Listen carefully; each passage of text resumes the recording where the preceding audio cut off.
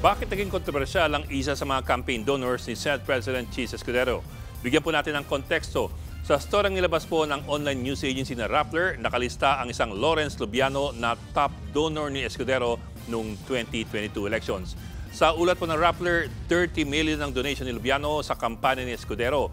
At si Lubiano po, presidente rin ng Centerways Construction and Development Incorporated na nagkaroon ng higit 5 bilyong pisong flood control projects mula 2021 hanggang 2024. Katunayan, sa nilabas na listahan noong Lunes ni Pangulong Bongbong Marcos na top flood control contractors, number 7 ang Centerways. Pero para po malinaw, wala namang sinasabi ang Pangulo na mayroong hocus-pocus sa mga kontratistang ito. Pinalagan agad ito ni Escudero, itong report ng Rappler. Anya, malisyoso raw ito at ill-timed. At bakit daw ginagawang issue itong sa Centerways, gayong 1% lamang daw ng kabuuang flood control projects ang nakuha ng Centerways.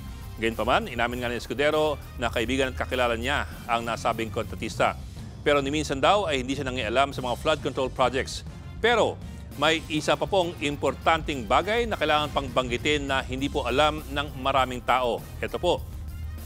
Sa ilalim po ng Omnibus Election Code, mahigpit na pinagbabawal ang mga kontratista na mayroong proyekto sa gobyerno na magbigay ng anumang kontribusyon sa kampanya ng isang kandidato. Nasa list of banned donors po yan sa Omnibus Election Code. Sa Section 95C ng Batas Pambansa 881, yung Omnibus Election Code, ang sinumang may service or construction contract sa gobyerno, pinagbabawalang magbigay ng campaign contribution directly or indirectly. Bakit?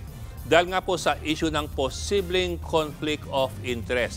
Kung ang kontratista ay magbigay ng malaking halaga sa kampanya ng isang kandidato, baka magkaroon siya ng malaking impluensya sa politika at makasungkit nga ng mas marami pang mga kontrata sa gobyerno. May katwiran naman po ang batas. So ang malaking tanong, bawal ba itong donasyon ni Lawrence Lubiano, ang presidente ng Centerways Construction, sa kampanya ni Escudero noong 2022? Ang sagot po ng maraming abogado, madaling lusutan yan. Bakit po? Ang pinagbabawalan kasi ng batas ay ang kontribusyon mula po sa contracting company, yung kumpanya na mayroong proyekto sa gobyerno.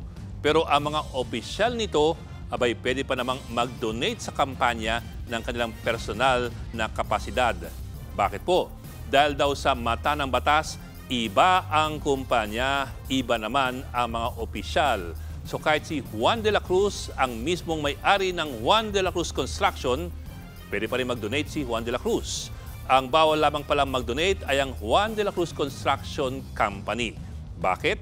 Dahil ang contractor ay si Juan de la Cruz Construction at hindi po si Juan de la Cruz, the owner. Bakit ganun? Di ba, meron pa rin conflict of interest. At yun na nga po, matagal na pong marami nakakalusot sa loophole na ito. Dahil kahit papano, ang Omnibus Election Code ay ginawa noon pang 1985 at hanggang ngayon, hindi pa rin nare-repaso. Mga kapatid, Ed Lingaw po, maging maalam at may pakialam sa mga napapanahong balita sa ating bansa. Para sa mas malilimang pagtalakay at paghimay sa mga issue at headlines, mag-follow at mag-subscribe sa social media pages ng News 5.